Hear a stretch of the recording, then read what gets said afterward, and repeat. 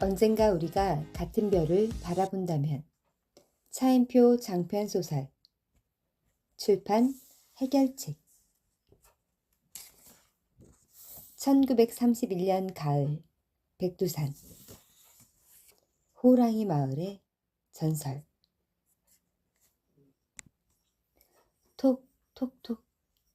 풀잎 끝에 맺힌 영롱한 이슬방울들이 하나둘 터집니다. 목을 축인 새끼제비가 파란 하늘을 한번 쳐다보고는 작은 두 발로 수면을 힘껏 박차오릅니다. 아, 이렇게 물을 박차고 오르니까 사람들이 나를 물천제비라고 하는구나.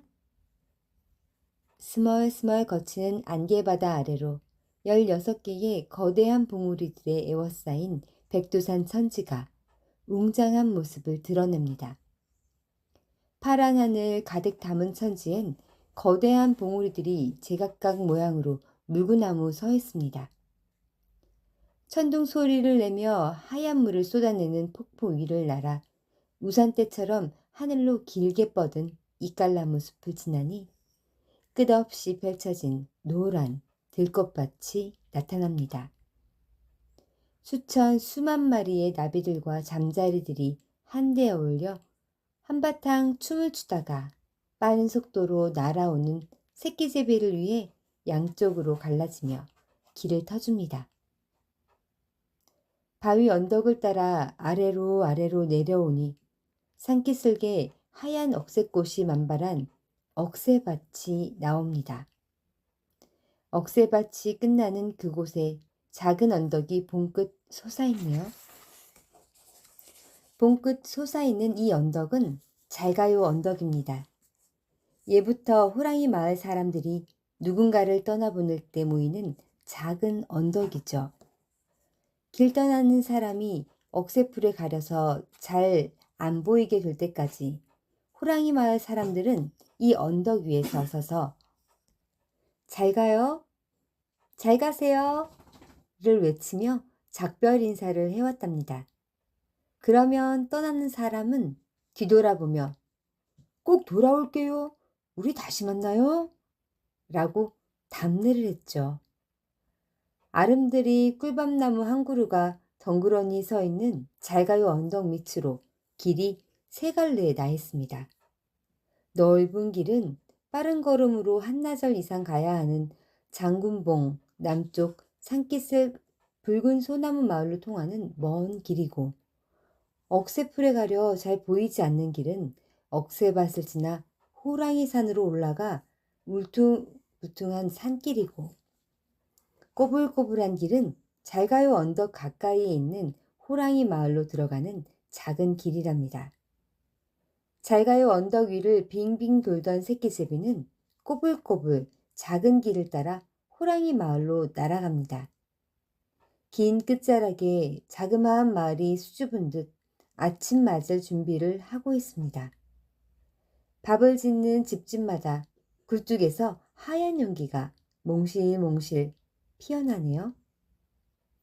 가피어난 하얀 연기가 파란 하늘에 흩어지면서 이렇게 인사를 건넵니다.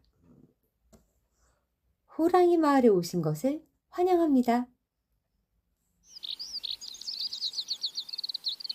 수한 냄새를 뚫고 이리저리 날아다니며 마을을 구경합니다.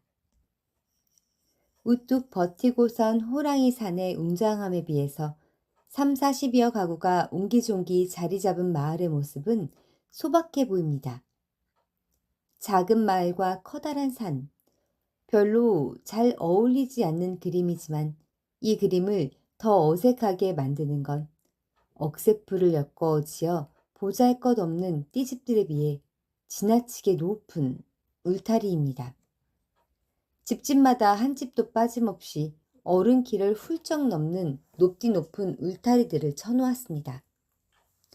호랑이의 공격을 막기 위해서라고 합니다. 이 마을이 바로 가축을 놓아 기르지 못하고 나그네들이 아무리 고단해도 쉬어가지 않는다는 호랑이 마을입니다. 예전엔 전국에 내놓으라 하는 포스들이 호랑이를 잡겠다고 이 마을로 몰려들었다고 합니다. 포수들은 하나같이 자기가 우리나라에서 제일 유능한 포수라고 우쭐댔고, 이들이 호랑이 산으로 오를 때면 마을 사람들은 어김없이 잘가요 언덕에 모여 억새밭 길을 지나 산으로 올라가는 포수들에게 잘가요를 외쳐주었죠. 하지만 호랑이 산으로 올라간 포수들은 열이면 아홉은 다시 내려오지 못했습니다. 행여 구사일생으로 산에서 내려온 포수는 엽총도 버린 채 혼비백산이 되어 호랑이 마을을 떠나고 말았답니다. 아주 오랜 옛날, 그러니까 이 마을의 제일 어른인 촌장님의 할아버지의 할아버지의 할아버지가 살던 시절, 호랑이 마을은 평화로운 곳이었다고 합니다. 그 시절엔 호랑이와 사람들이 사이좋게 지냈다고 해요.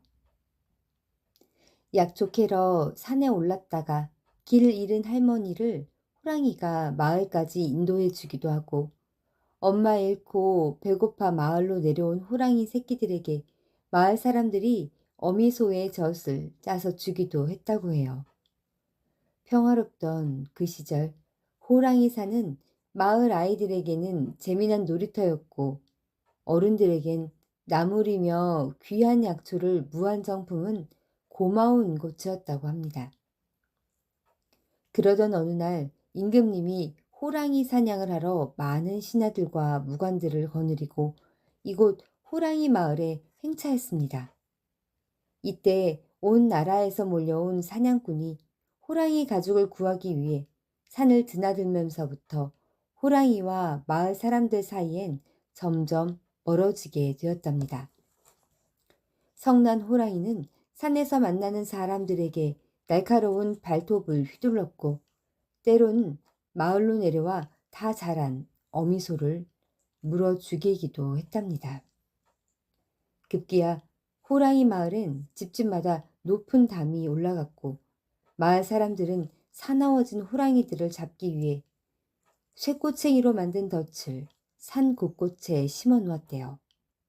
덫에 걸려 발이 부러진 엄마 호랑이가 새끼를 부르며 울부짖는 소리엔 마을 사람들은 밤잠을 설치는 날이 많았답니다. 결국 세월이 흐를수록 호랑이는 사람을 무서워하게 되었고, 사람도 호랑이를 무서워하게 되었습니다. 그리고 더 이상 사람들은 호랑이 산에 함부로 오를 수 없게 되었습니다.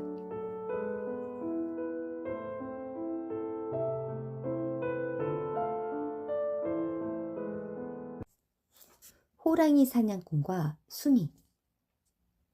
호랑이 마을 위를 할 일 없이 떠돌던 새끼제비가 갑자기 방향을 틀어 잘가요 언덕 쪽으로 쏜살같이 날아갑니다.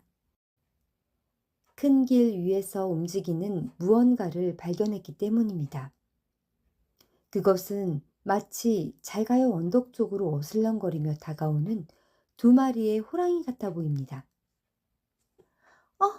쟤네 호랑이 맞아? 호랑이들이 왜 이른 아침부터 큰 길가에서 어슬렁거리지? 새끼 제비가 호기심을 가질 만도 합니다. 캄캄한 밤중이나 어두운 숲속에서 은밀하고 민첩하게 움직이는 호랑이가 마을 근처 큰 길가에서 어슬렁거릴 이유가 없거든요. 새끼 제비가 궁금해하는 사이에 호랑이들은 잘가요 언덕 위로 올라섭니다. 호랑이가 아니라 사람이네? 새끼 제비가 눈을 비비고 다시 보니 이들은 호랑이가 아니라 황금빛 호랑이 가죽으로 만든 외투를 걸친 덩치 큰 사내와 늠름한 소년이군요. 얼굴의 절반을 가린 새까만 수염, 구릿빛 피부에 흰자위가 번뜩거리는 눈, 거대한 수호랑이를 닮은 기골이 장대한 사내와 그의 아들인 듯 12살쯤 되어 보이는 소년입니다. 아버지의 야성을 물려받은 듯 나이에 비해 훨씬 어른스러워 보입니다.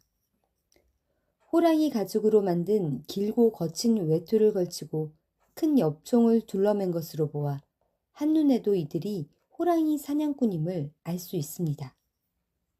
와, 제법 멋진데?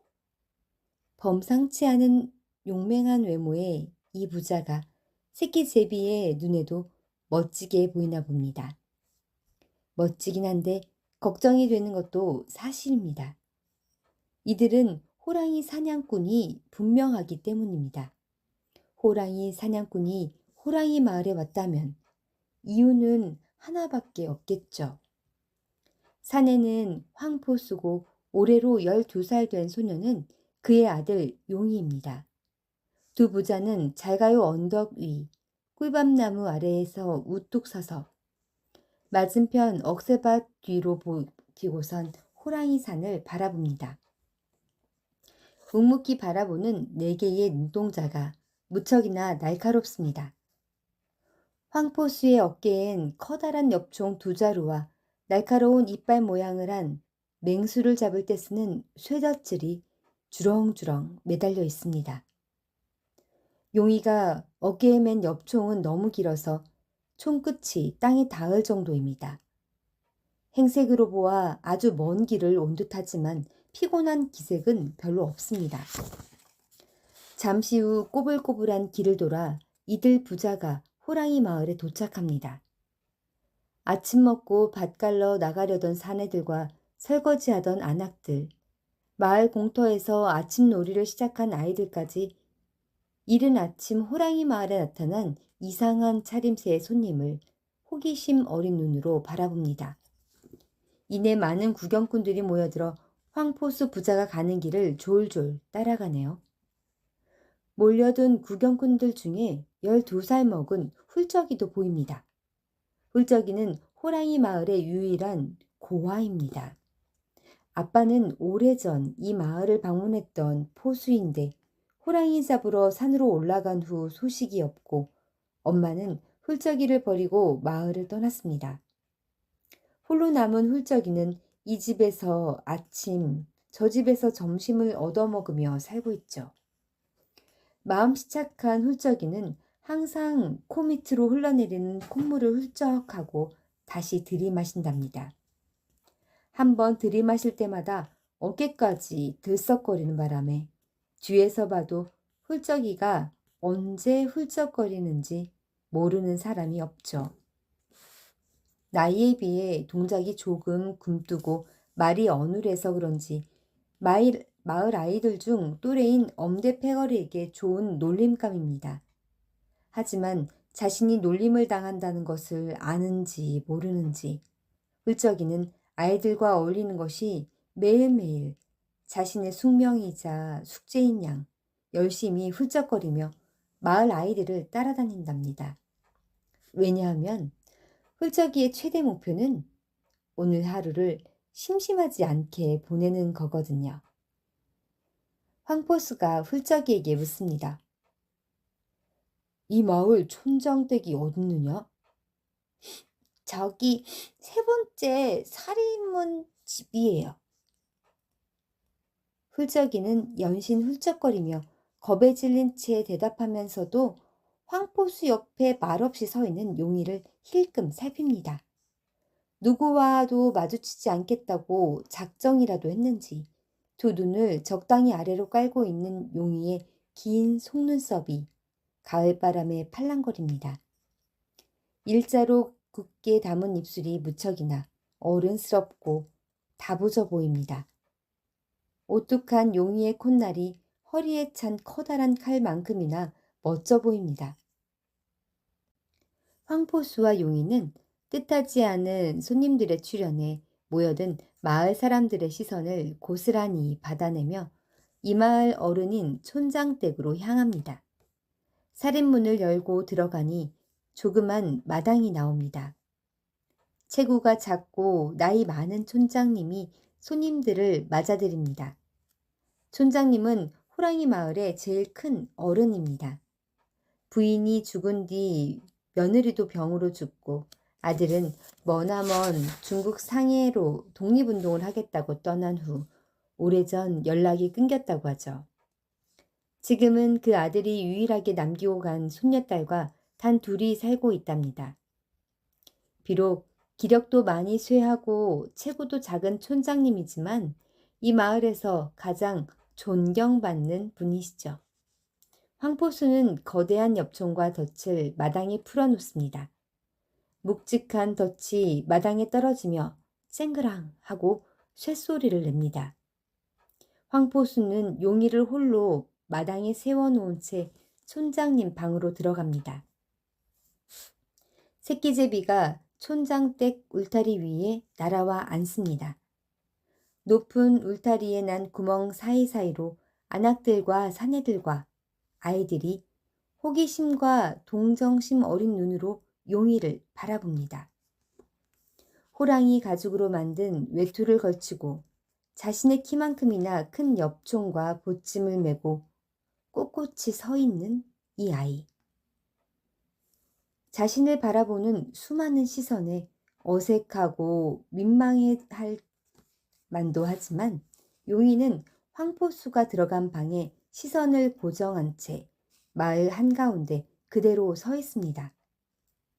구경하는 안악들과 사내들 사이에 혀차는 소리가 들립니다. 아휴, 그거 참, 이번엔 부자가 한꺼번에 당하겠구먼. 참말 잘생긴 아인데 어린 것이 애비 잘못 만나 호랑이 밥이 되겠어.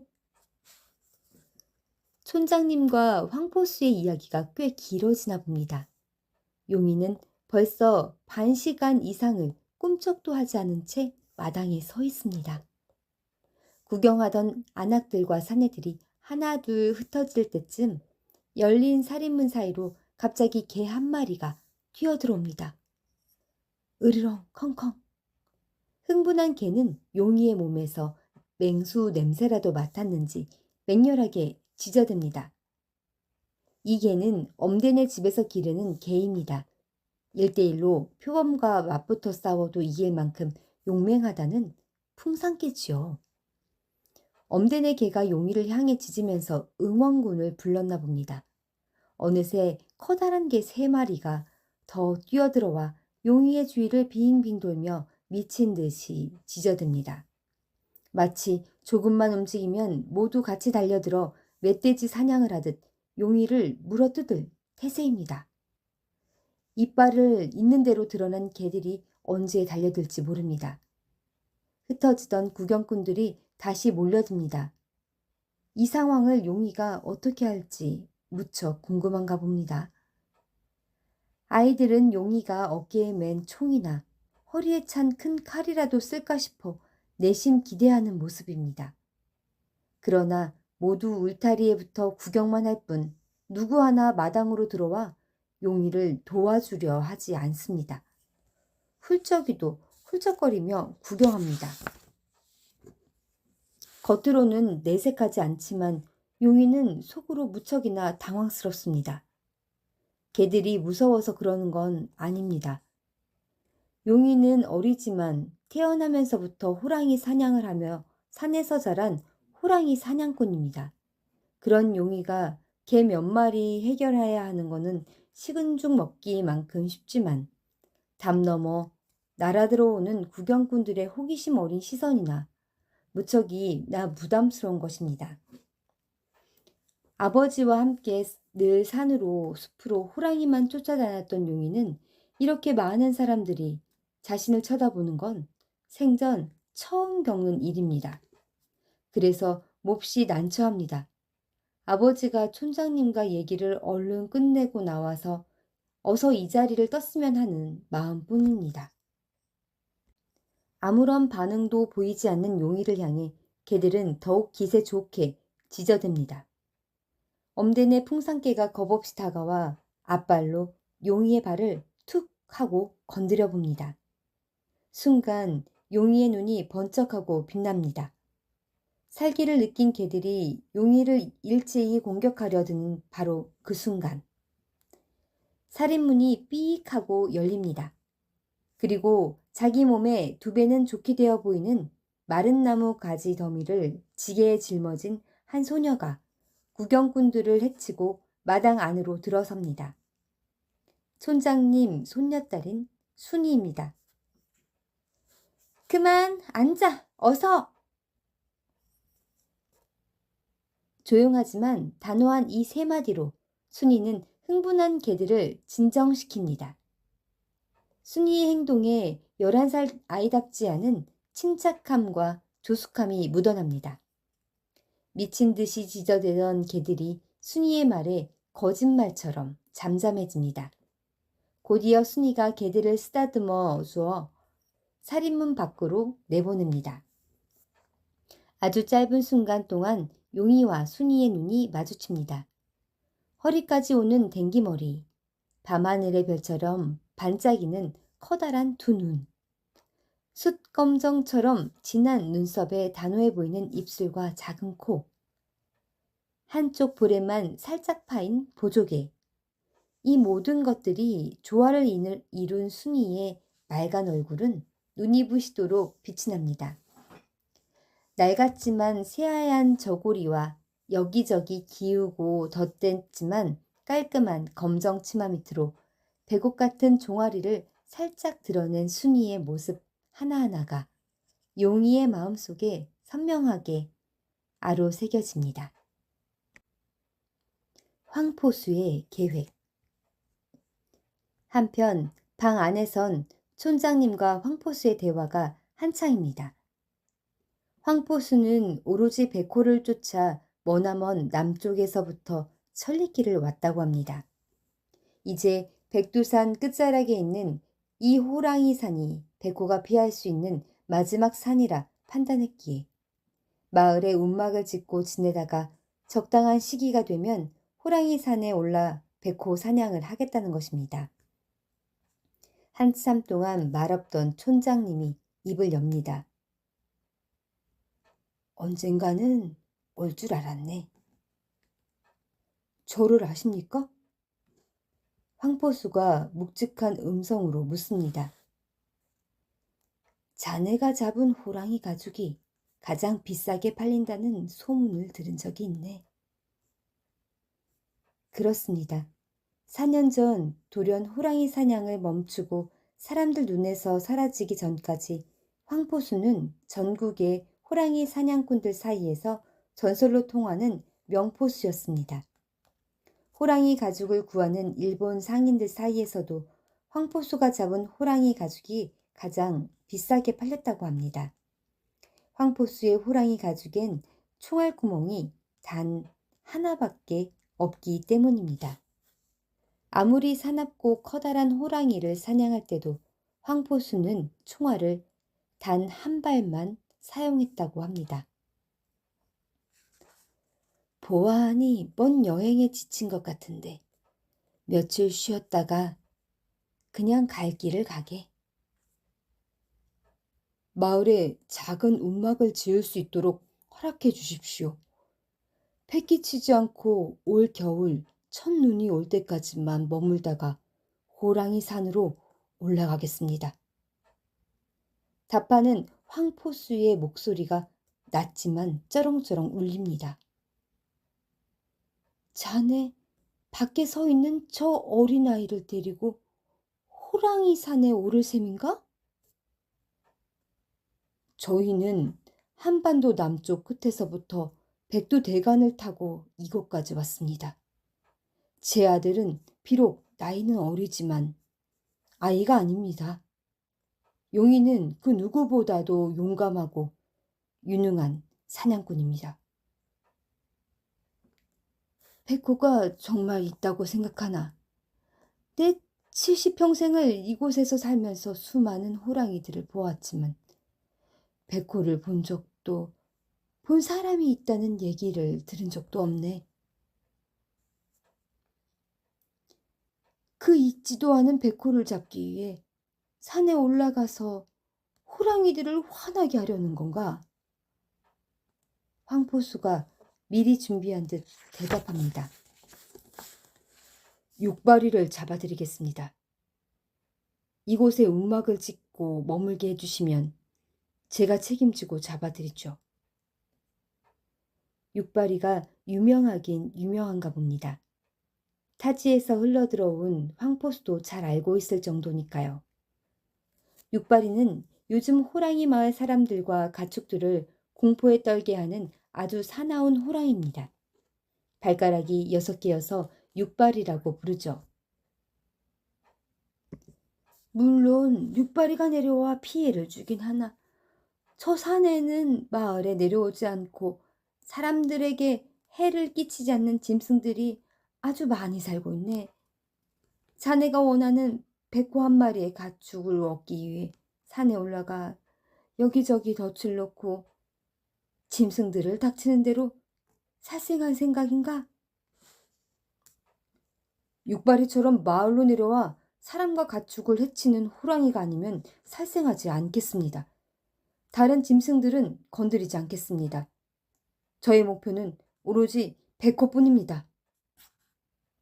올겨울 이곳에서 사냥해 보고 못 잡으면 이 마을을 떠나겠습니다. 황포수가 나무에 못을 박듯 단호하게 말합니다. 촌장님이 마침내 허락합니다. 정의 뜻이 그러하다면 그렇게 하게나. 황포수, 자네가 호랑이산에서 백호를 찾든 못 찾든 꼭 한 가지는 기억했으면 하네. 호랑이들은 우리가 이곳에 마을을 만들기 정착하기도 훨씬 오래전부터 이 산에 살고 있었네.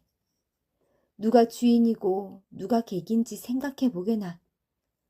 사람에게 해가 된다고 혹은 조금 불편하다고 혹은 조금 이득이 생긴다고 닥치는 대로 잡아 죽이면 세상이 어찌 되겠는가? 설령 그것이 사람이 아니라 짐승일지라도 말세. 세상은 더불어 사는 곳이네. 짐승과 더불어 살지 못하는 사람은 사람과도 더불어 살 수 없는 법이야. 촌장님 얘기를 듣는지 안 듣는지 황포수는 말이 없습니다. 훌쩍이의 꿈. 그대로 달포가 흘러갑니다. 황포수의 일과는 항상 일정합니다. 하루 종일 빛도 안 들어오는 움막에 틀어박혀 총이며 덧따위를 손질하다가 해가 뉘엿뉘엿 저무는 저녁 무렵이 되면 순이가 지어준 공짜 밥을 먹고 막걸리 한 사발에 취해 마을 어귀를 휘적휘적 배회합니다. 백호든 육발이든 호랑이를 잡으러 산에 오를 생각은 도무지 하지 않는 것 같습니다. 한마디로 그냥 놀고 먹는 중입니다. 용이는 주로 운방 앞 작은 공터에 앉아 나무를 깎아 이것저것 만들며 하루를 보냅니다. 손재주가 남달리 좋은 용이는 멋진 나무칼을 깎아 훌쩍이에게 선물했답니다. 난생 처음 훌륭한 선물을 받은 훌쩍이가 어디서 났는지 답례로 고구마 말린 것을 한 움큼 얻어다 용이에게 줍니다. 용이야, 너 진짜 호랑이 본 적 있어? 말린 고구마를 우물우물 불려 먹으며 훌쩍이가 묻습니다. 용이는 고개를 끄덕입니다. 몇 번? 한 번? 두 번? 용이는 대답 없이 나무를 깎습니다. 호랑이 진짜 커? 집채만한 호랑이도 봤어? 용이는 다시금 고갯만 끄덕거립니다. 안 무서웠어? 훌쩍이의 질문이 계속 이어집니다. 나 같으면 되게 무서울 텐데 호랑이 그거 총 맞으면 진짜 죽어?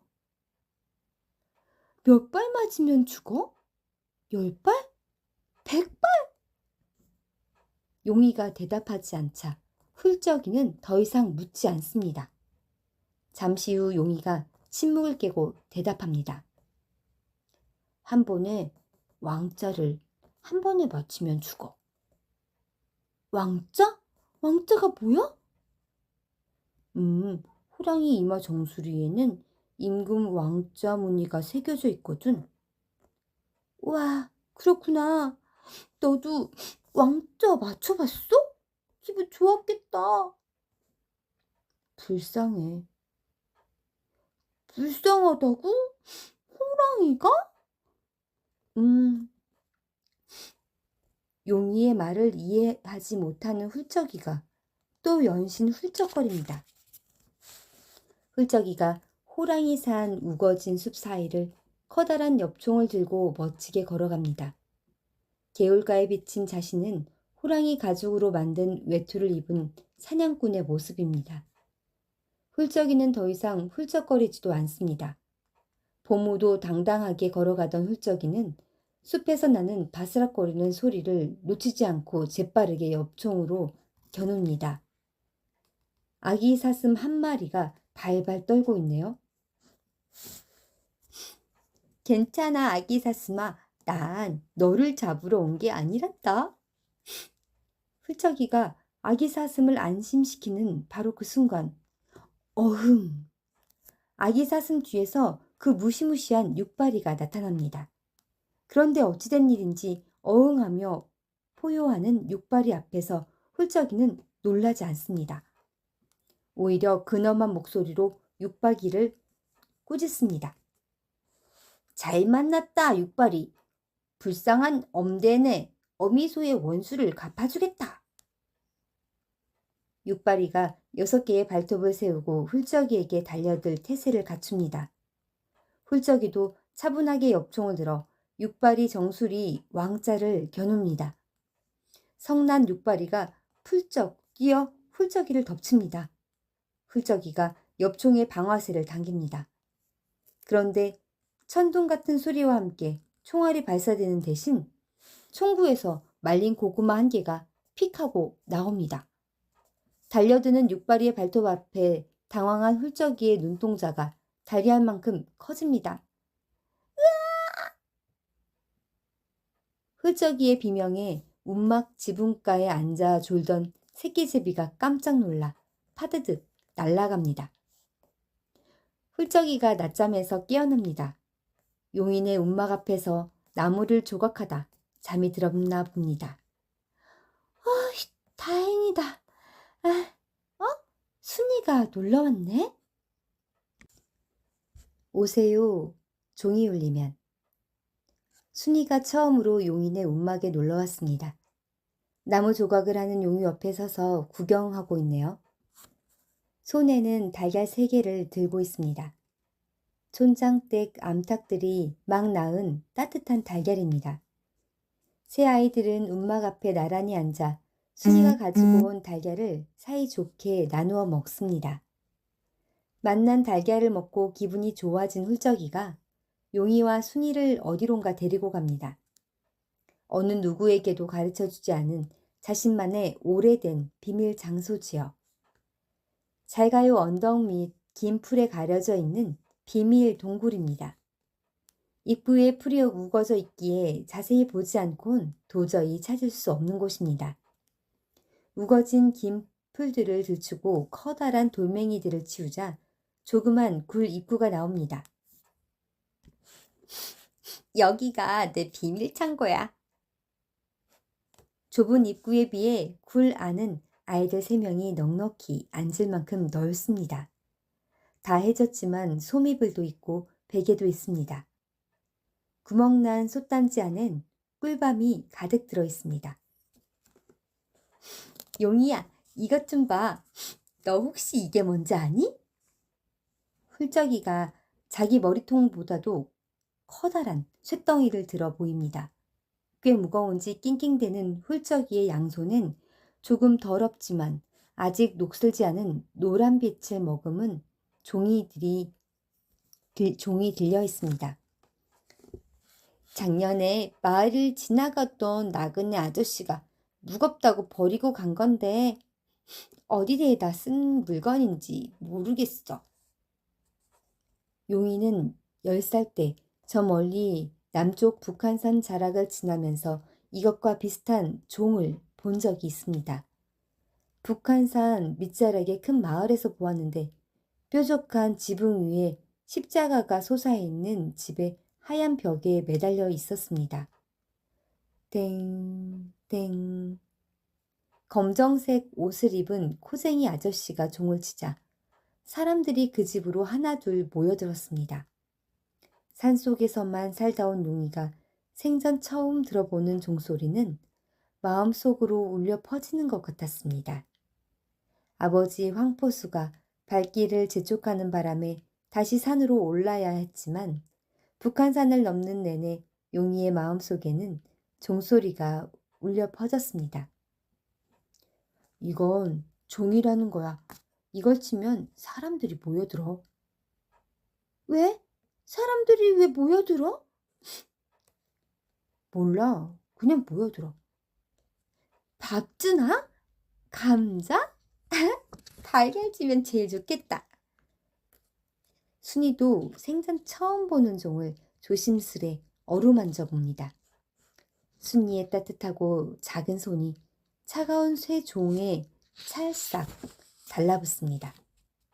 아이들은 이 종을 잘가요 언덕 위 꿀밤나무 가지에 매달기로 했습니다. 용이가 움막으로 뛰어가 밧줄을 구해옵니다. 그러곤 밧줄 한쪽 끝을 입에 물고 아름드리 꿀밤나무를 기어 오르기 시작합니다. 기어 올라가는 동작이나 어찌나 빠른지 마치 나무를 잘 타는 표범 같습니다. 조심해, 용이야. 꿀밤나무 아래에서 용이를 올려다보던 순이가 걱정해줍니다. 그 소리를 들은 용이 가슴이 콩콩 빠르게 뛰기 시작합니다. 나무 타는 게 무서워서 그러냐고요? 아니요. 용이는 눈 감고도 이 정도 높이의 나무를 탈 수 있습니다. 그런데 용이 가슴이 콩콩콩 더 빠르게 뜁니다. 왜냐고요? 순이가 제 걱정을 해주기 때문입니다.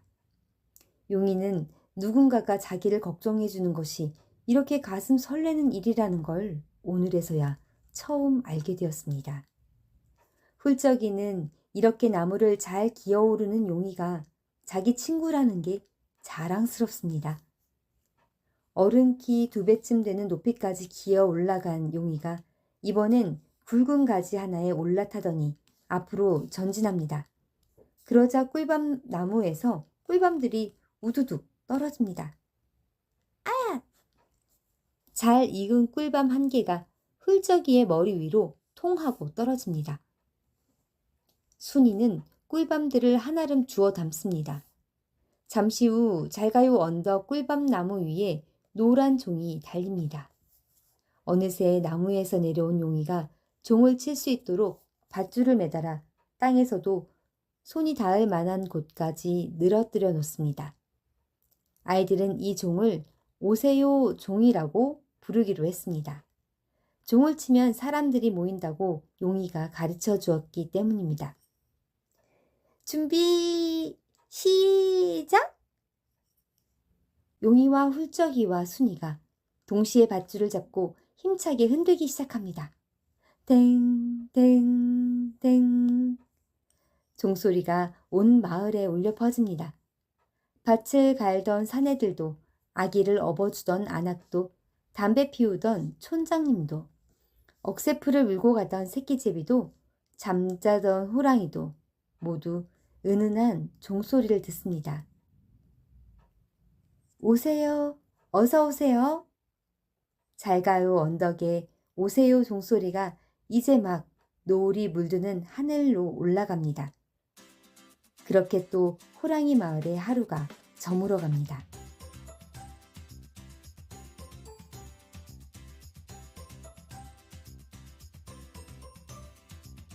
안녕하세요. 북소리입니다.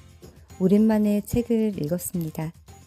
언젠가 우리가 같은 별을 바라본다면 책 표지와 그리고 제목만 보고 무슨 책일지 궁금했었어요. 그리고 또 워낙 유명한 분이죠. 차인표 작가님. 사실 작가라는 부분보단 저에겐 배우의 그 느낌이 더 많이 남는 분이신데요. 제가 어릴 때 굉장히 인기가 많았던 그런 분이셨죠. 물론 지금도 인기가 많지만요. 이분이 이 소설을 쓰는데 10년이 걸렸다고 합니다. 얼마나 많은 부분에 있어서 생각을 하고 얼마나 많이 교정을 해서 이 책이 탄생되었는지 일화를 들었을 땐 이 책을 넘기면서 굉장히 소중하다는 생각을 좀 했습니다. 여러분들이 읽고 또 이 부분에 대해서 글을 남겨주셨는데 책 뒷표지에 이런 후기가 있습니다. 배우 차인표가 쓴 책을 읽다가 작가 차인표를 만났다. 놀라웠다. 용서를 빌지 않은 상대를 어떻게 용서할 것인가. 저자가 건넨 화두가 오래도록 마음을 흔든다. 애틋한 사랑 이야기와 통쾌한 활극의 만남 또한 인상적이다. 언젠가는 영화로도 만나고 싶은 작품이다. 김민식 PD님께서 적어주신 글이었는데요. 저도 이 책을 읽고 꼭 작품으로 만났으면 하는 마음이 들었답니다. 그리고 청소년이 있다면 이 책을 꼭 추천하고 싶습니다.